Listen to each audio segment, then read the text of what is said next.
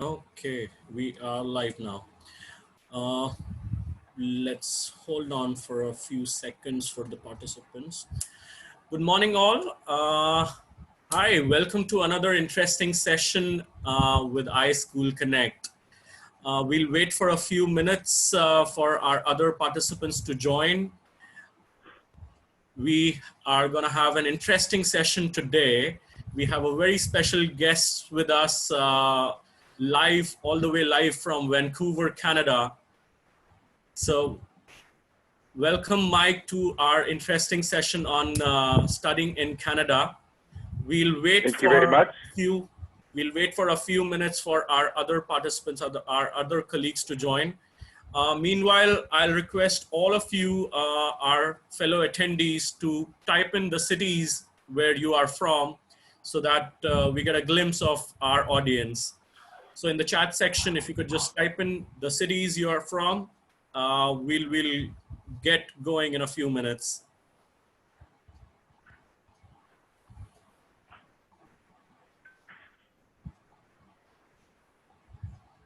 Okay, we have one participant from Bengaluru.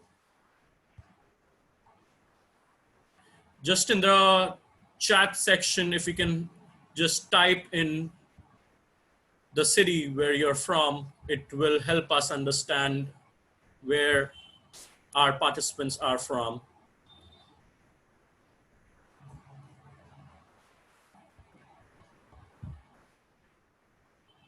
Okay, we can see the numbers rising. Participants, thank you so much for attending our interesting session, Studying in Canada with Mike Henniger. We have another participants from Gurgaon. Wow.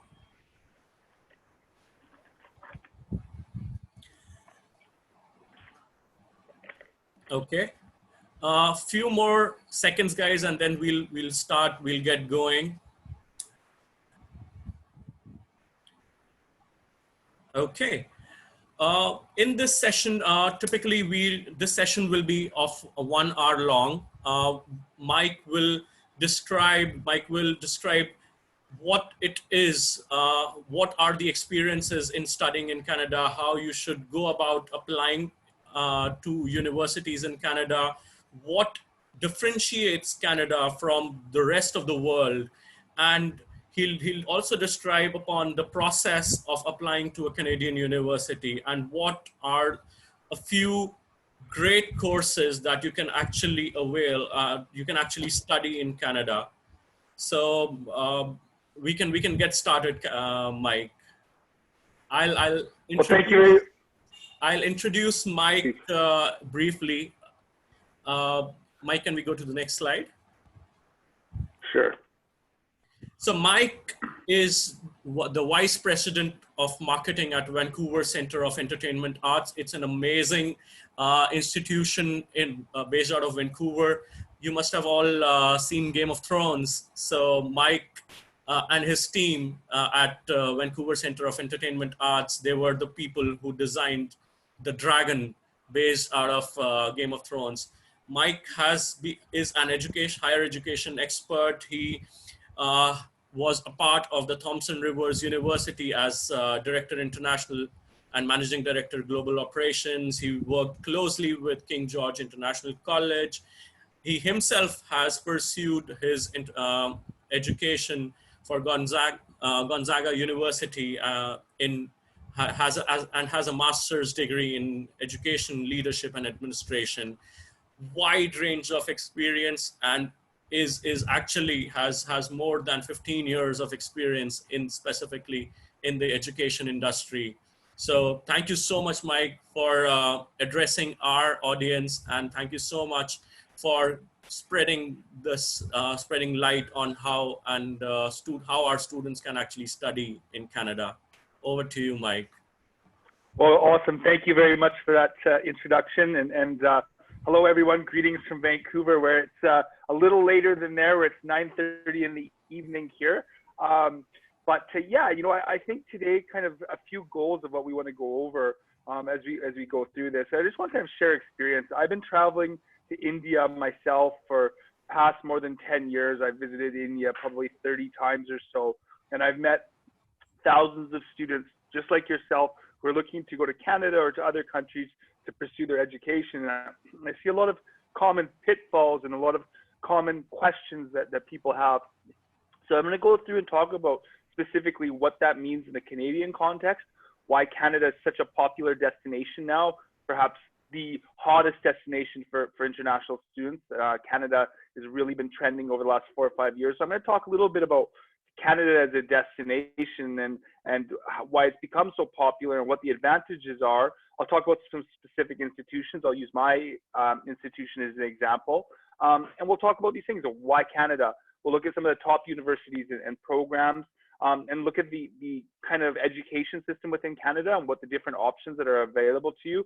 We'll talk a little bit about the eligibility criteria, what the application process looks like, some things to watch out in the application process, about Canadian education visas.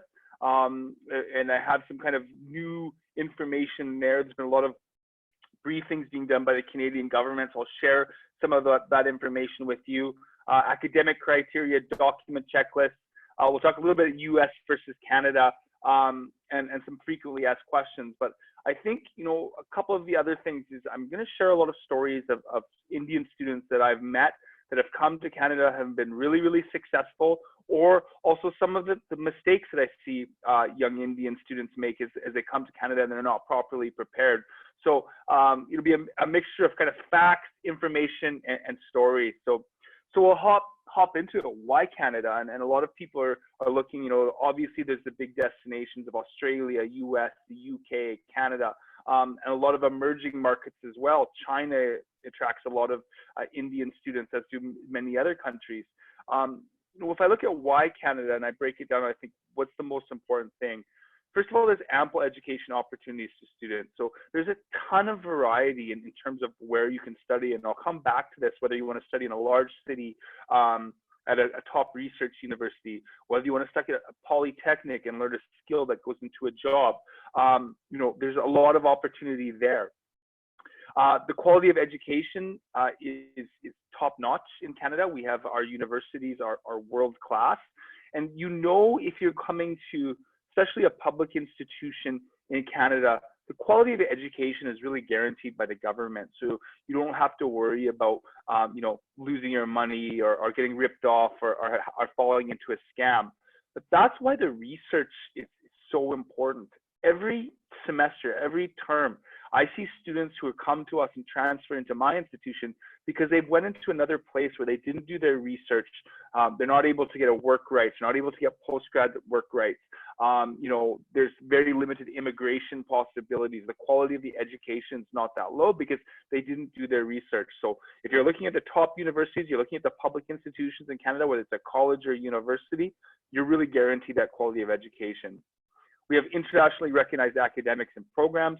You get a degree or diploma in Canada and it's recognized globally.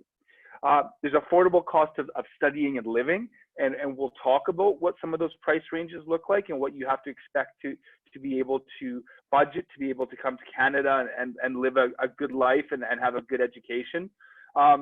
There's multiple employment opportunities, and I'll come back and speak to this a little bit more later as well.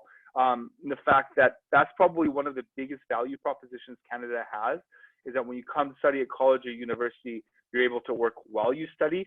Most of my students that are studying with me in my college have part-time jobs. They're working evenings and weekends to help fund their lives here because obviously studying abroad is very expensive. So there's a lot of employment opportunities both during study and after. Canada is one of the safe, stable, and most friendly multicultural societies in the world. You're accepted from no matter where you are. In Canada, we have a joke that says, how do you tell a Canadian? You look at their passport because we look, you can be Indian, you can be African, you can be of Asian descent, but you cannot tell unless you look at someone's passport who is Canadian. And you have exposure to state-of-the-art facilities. And I'll talk a little bit about that as my school is an example of this. My school, has some of the best facilities in the world. And that's kind of what you can expect coming to Canada. There's really an opportunity to study in the most high-class environment possible. So Mike, quick question. Tell me about the weather over there. Is it too extreme or is it livable? I know it's a weird Yeah, I mean, question, but I always had no, that no, it's query. something. Yeah, it's something people think about, and I think when you look at Canada, Canada is the second largest country in the world following Russia. So geographically, it varies a lot in what you can expect. You know, here in Vancouver, it's springtime now, but actually it's supposed to get quite cold tomorrow, and we might have a little bit of snow tomorrow in Vancouver. I believe this is the only third time this winter that it's snowed. So for us in Vancouver, cold weather would be -1 or -2. Now I know for you guys, you're probably like, oh my God, that's freezing. But if you go into the middle of Canada, you go Eastern Canada, Toronto, then it gets -30, -40, and it's very, very cold. So if weather is a big factor for you, you probably want to live in Western Canada and BC, where I'm from, because the weather's quite warm. And the weather, winter weather in other provinces can be quite cold. So it varies a lot from east to west, north to south. But of course, Canada is much colder than India. But at the same time, you're just getting into your winter season or your summer season, right? Correct. And I know you'll be expecting 40-degree weather, 45-degree Oh weather, yeah. and for me that's just as extreme as -30, -40. When I've gone to India in the summer, it almost killed me. I swear to God, it almost killed me. So it's so hot there. Where here we have really mild, pleasant, awesome summers to spend outside. So you know, I guess it's a difficult question to answer, but yes, Correct. Eastern Canada can be super cold. Thank you so much, Mike.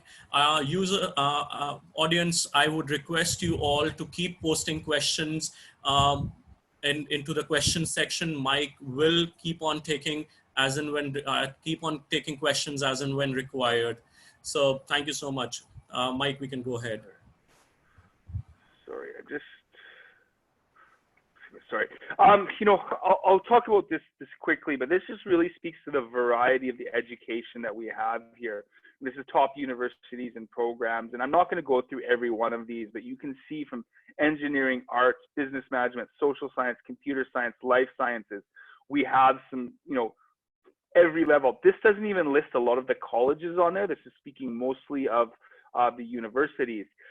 My alma mater, I graduated from the University of British Columbia, which is here in Vancouver, which is a top 100 global university. We have University of Toronto, all of these really McGill, which are top schools. My school, which I'll talk a little bit about, is the one on the top on the arts, the Vancouver Center for Entertainment Arts.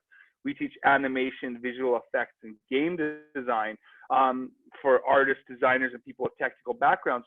So there's a whole variety here. I really see that, and I'll come back to this later, is, you know, obviously if you can get into a school like University of Toronto or University of British Columbia, you know, it's a can't miss. It's a top 100 university, but not everyone has a GPA. Not everyone has the funds. You know, there's universities that aren't ranked in the top 100 that are still very good. The one I would mention is Thompson Rivers University, the university I worked at for 5 years previously. You know, small regional research university, affordable tuition, affordable living expenses, you know, a little bit easier to access.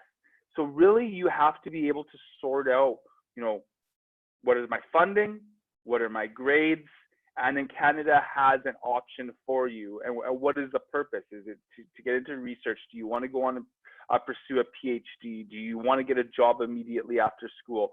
So you can see this list, which is not exhaustive. It's just a sample of the different things. Is that there's a ton of options for you in Canada. I'll speak this quickly. I think, you know, when we talk about Canada's education system, you know, the points on the left, there's a huge amount of diversity of programs and institutions, which we saw in that last slide. It's a mandate of the provincial government. So we have 10 provinces and 3 territories in Canada, and all of them oversee the education. So, you know, as I work with the Center for Entertainment Arts, it's a Langara public program, the Ministry of Education in BC oversees this program and makes sure that the quality is what it needs to be. So when you look at this from province to province, the provincial governments make sure that you're guaranteed to get a good quality education. There's rural and urban options. And I think when you look at an urban option, Everyone thinks of Canada as MTV, Montreal, Toronto, Vancouver. Those are the three cities most people look at. But there are a ton of options in small towns and small cities across Canada that have very, very good education, and they're much more affordable. And especially things like living. In Vancouver and Toronto, I'll be honest with you, there's a housing crunch in these cities. Renting an apartment in Vancouver is very, very expensive. But if you go to a place in the interior, northern BC or Manitoba or Saskatchewan, you'll see the living costs are much lower, and there's also more work opportunities as well. We have top research universities. You can see this chart, which you're familiar with. We have higher education institutions, the colleges and institutes offering certificate diplomas, associate degrees, bachelor's degree. We do see that for visas for the Indian students coming in at an undergrad level, it's harder to obtain a visa to study in Canada. The rates are a little bit lower. When you get up to a postgraduate diploma, graduate certificates, master's degrees, and PhDs, the visa success rate goes up quite a bit. So we see India coming to Canada. It is, a more of a postgrad market for Canada. Just quickly, as we talked about these different institutions and, and seeing the niche programming and seeing the different things. And, we see when I used to go to India, everyone was taking an MBA, finance degree or engineering degree, IT degree, and that was it. And now we're seeing, 10 years later, there's a lot more diversity. And if you look at our program, we see that before. Indian parents before would never let their children go abroad to study an arts degree, but that's changed, and thankfully so. So when we look at the Center for Entertainment Arts, you had mentioned before our head of animation department, Jason Snyman, was the lead animator for many of the episodes of season 7 and 8 of Game of Thrones. He designed the dragon for season 7 of Game of Thrones. So those are the type of people we work with. When we look at our campus, and I told you before, the world-class facilities that we have in Canada, this is our campus for the Center for Entertainment Arts, based in right downtown Vancouver. We have the top computers, top software, top IT. Next to us is Emily Carr. Beside us is UBC. So you see these real education hubs in Canada that can be quite exciting. And just, specifically, you don't think every school teaches everything. We also have very specialized schools like what we do, where we teach animation, we teach visual effects, we teach game design, we teach game technology. So this is just an example of the school that I work with now of doing something very specific at a very, very high level. So I'd be happy if you have friends or yourself who are interested in arts programs, I'd be happy to follow up with you after. Moving on to Canada's competitive advantage and really what makes it stand out. And I think, what we see is one of the best postgrad work rights systems globally for international students right now. It is, students who come and study at the public college or university, they graduate, they get 2 to 3 year postgrad work rights. They can stay and work full-time in the industry. And this has become very, very competitive. The Canadian government wants to attract Indian students. They want them to graduate, and then they want them to go into the workforce. You can also work while you study. Students studying in Canada can work up to 20 hours per week on their student visa. So your student visa is automatically a work visa.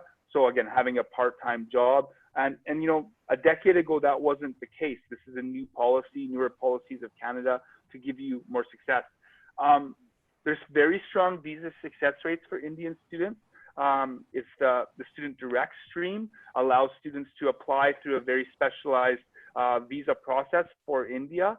What we see right now, and it has dropped, the visa success rate has dropped a little bit in the last year, but we're still about 70% success. So 7 out of 10 students will get a visa.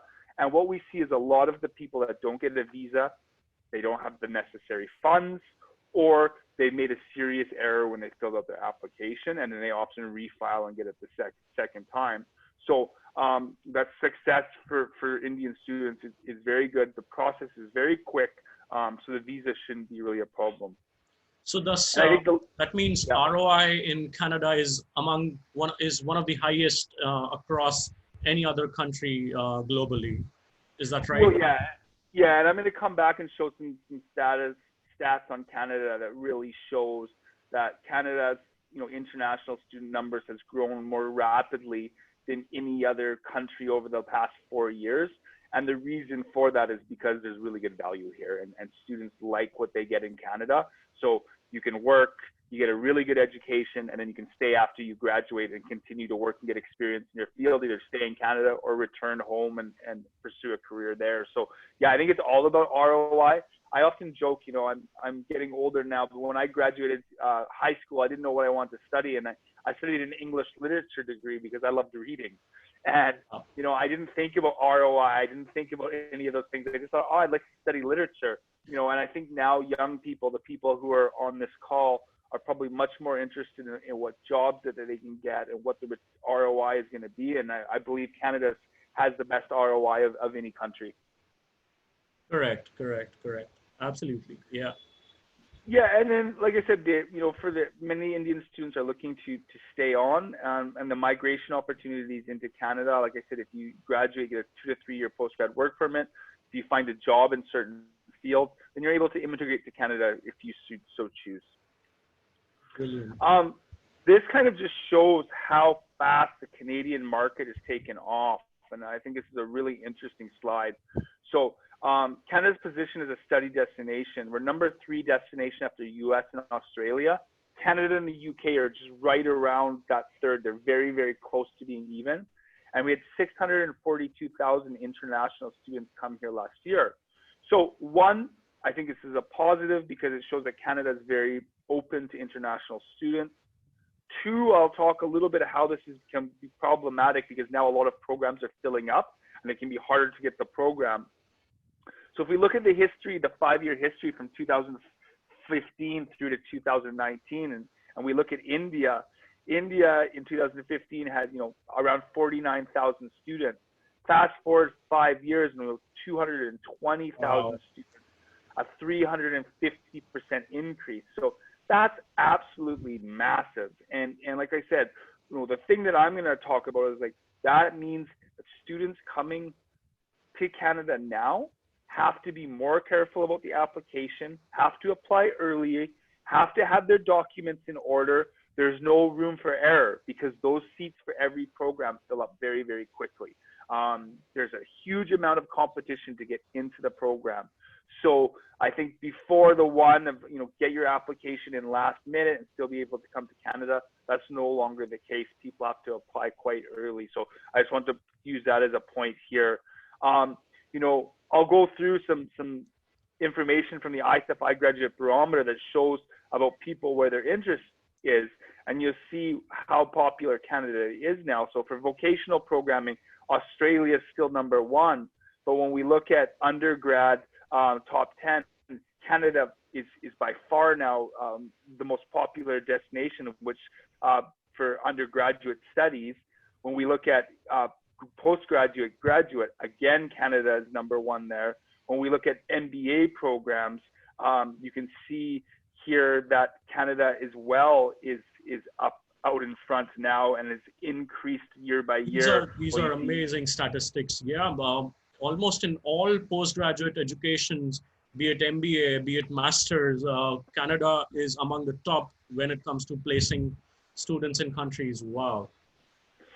Yeah, so this kind of just shows the perception of education. It's really, I told you I traveled to India for many years. I remember the first time I traveled to India was in 2010, and I traveled with Thompson Rivers University, and I was representing that. And I remember going to a large education fair in Delhi, and I was trying to talk to Indian students, and no one would come to my booth. They were all lined up for Canada and for Australia, or for Australia and for the USA. And I was just like, oh, please come talk to me. Please come talk to me. Fast forward 2 years and going to India, and I would have 50, 60 people standing in front of my booth. So the perception for Canada has really, really changed. It's become very, very popular. What should I worry about? And I said how, popular Canada is now, and as we saw in those statistics at every level. So the thing that you need to worry about if you're planning to come to Canada is capacity. Will I be able to get into my institution program of choice? Many, many international students are seeking to enter Canadian institutions, so seats go very, very quickly. if you do not apply early, if you do not have your documents in order, you're going to miss out. And we know also that many students only are applying to one institution and they don't get in and they don't have a backup plan. I'm actually suggesting if you're studying something like business or engineering, you probably have to apply to 3 or 4 institutions to make sure that you're able to get in. My institution, because it's very, very specific, we don't have the huge volume. We're looking for very specific artists, designers, game developers, game tech. So we have the capacity, we can take them in. But if you're going into like an MBA, if you're going into a post-bac in accounting or finance or international business or marketing, those are really highly sought after programs by a large number of students. That's going to be problematic. It's going to be difficult for you to be able to get into those programs. So take that into thing. It's not, even if you have good grades, you need to apply early. You need to have all your documents in order. You need to be very organized, and you need to be have a lot of planning involved, or you're just simply going to miss your chance.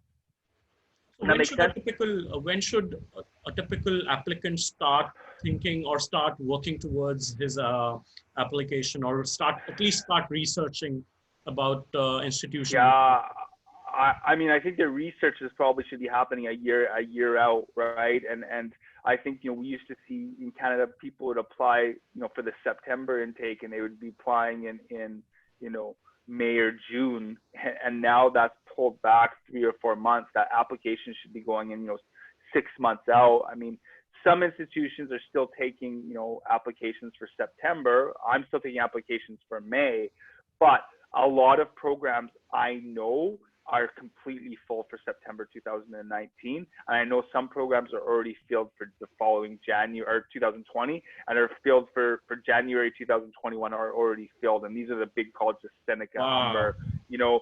So like I said, it's very competitive. So you need to really look at working with someone. You know, iSchoolConnect has great ability to be able to access whether that school's taking applications, whether they're still open, so making sure you're talking to the people in university and say, what are my chances of getting into this program? So that means at least 1 year in advance, you should be on the verge of completing your application, or you are in midway? Yeah, I think it's not even so much as completing your application a year out, but really researching.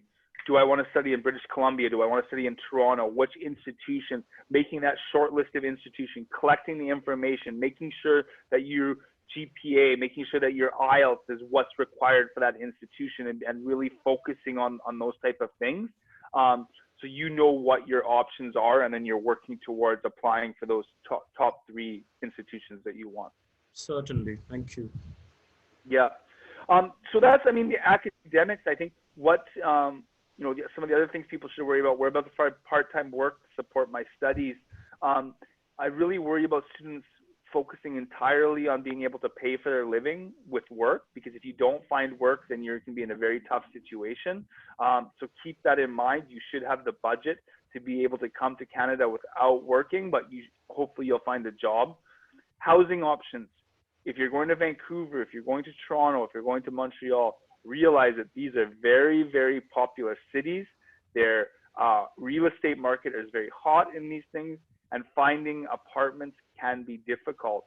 So if you are really looking for affordable options, considering a smaller city, or also really seeing if the school has dormitories, or if you're gonna have to find your own residence. Because every semester you always see Indian students at different institutions that haven't been able to secure their housing, and it can be a big stress for them. And the last point here is who can help me with my visa application. And like I said, one mistake on your visa application can set you back a lot. And you know, iSchoolConnect has excellent work here. If you do it yourself, make sure that you're very, very careful on this, because a visa application is very important. And if you get one rejection, it also can be a black mark. So take this very, very seriously. Do your research and spend the time in putting your visa application through. That's why, I mean, I actually love iSchoolConnect. Your ability to know what documents you need, the timelines and everything through the structures on iSchoolConnect are very valuable tools. Sure. Users will certainly share a document checklist with you, all of you, over email, wherein it lists all the necessary documents you require for a Canadian visa, what's the process of applying for a Canadian visa, and the fees involved, and what all bank records or bank statements you require for your visa. So we'll share it with you. You can go through it. You can even try our video interview analysis tools, wherein you can practice for your visa and your MBA interviews. So go through that. We'll shortly share those details with you. Awesome. Very useful. This is just kind of some general information on requirements and courses. Most schools now are looking for actually a 6.5 IELTS with no bands below 6. Some bachelors will take 6 and 5.5. Is what we've seen is with the Indian students going from 50 to 220,000. They've brought the IELTS requirement up. So really looking to go to Canada, expect that you're going to need that 6.5. No bands below 6 is going to be just kind of the standard requirement that you need to do. Course cost evaluation. You can see the prices here. There's a huge amount of variety in cost in Canada. You can go to some institutions and study in Eastern Canada for maybe $10,000, $12,000 Canadian a year. Where my institution, we have very specialized program worth $32,000 a year. So there's a huge amount of variety in there.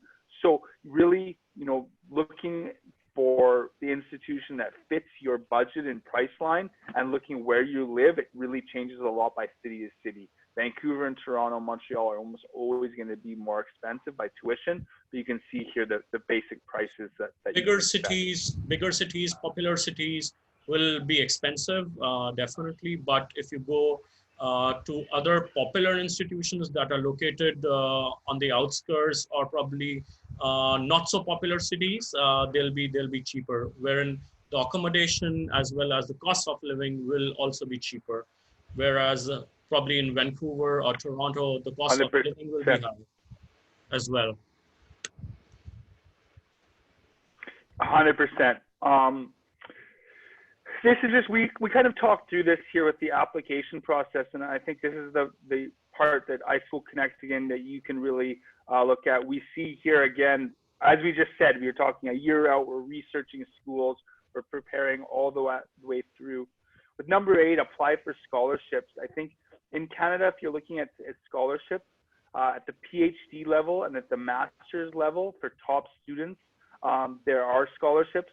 Undergrad level, postgraduate diplomas and those things are very rare. But if you are a master's or PhD student, you're looking for research, there can be scholarships for there. But scholarships in Canada, to be quite honest, are difficult to obtain for international students. But there are some of those opportunities. So I love this kind of graphic. It really lays it out of what the timeline is. But really the key here, prepare early. Don't leave it to 6 months out. Yes.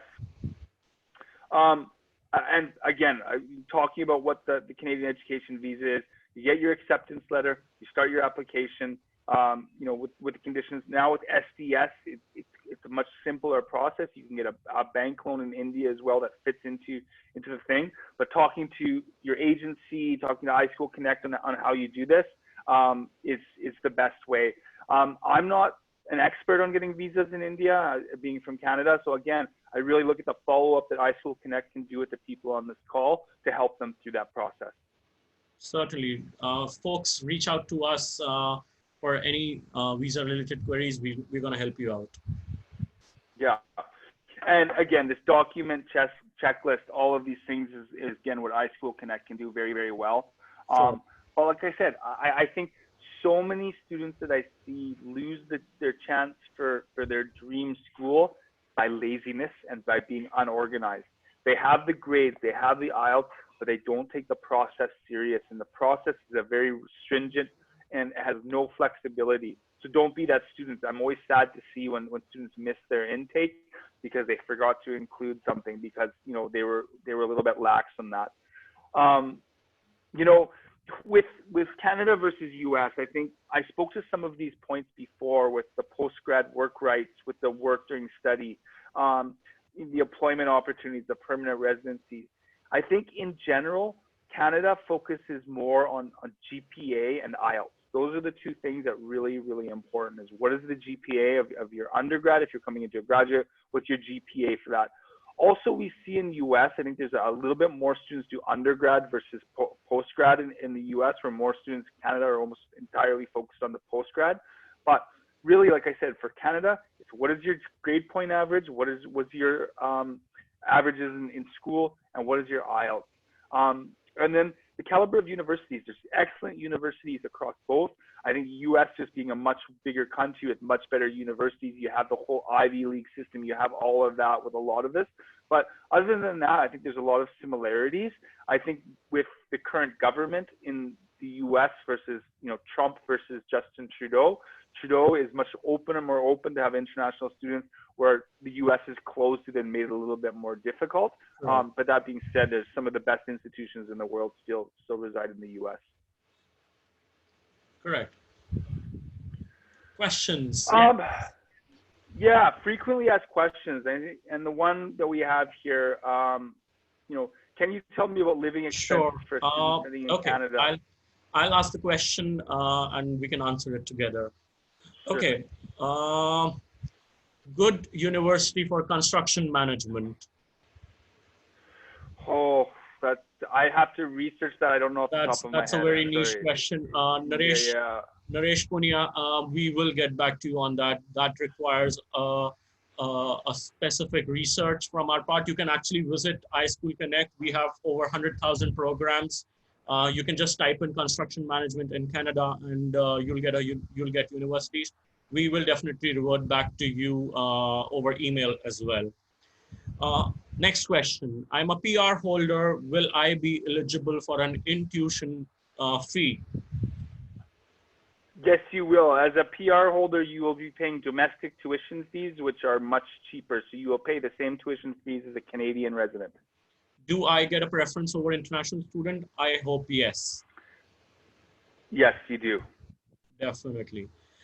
So as a permanent resident, you're not an international student. You're a Canadian student. So that also makes a difference. I spoke a lot about the wait lists, and I spoke about the difficulty in getting in. You will have an easier, as a permanent resident holder, you'll have an easier path there. Okay. Is graduate certificate helpful for someone who has 8 years of experience? Oh yeah, I mean, it is. I think a graduate certificate is still useful. I think it's access to the job market in Canada as well. If you're looking to work in Canada, I think it's going to be very, very important. And I think a lot of, for example, looking at my advanced diplomas that we have at the Vancouver Centre for Entertainment Arts, we have a lot of people that come in with a lot of experience, but we bring in absolutely the top instructors, and we take skills from 8 years of experience and we take it up to another level. And I think that's what you'll see with a graduate certificate here in Canada. So I think yes, the answer is yes.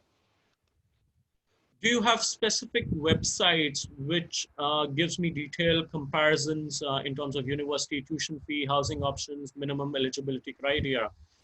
You are looking at iSchoolConnect. So simply go on to iSchoolConnect, visit our website.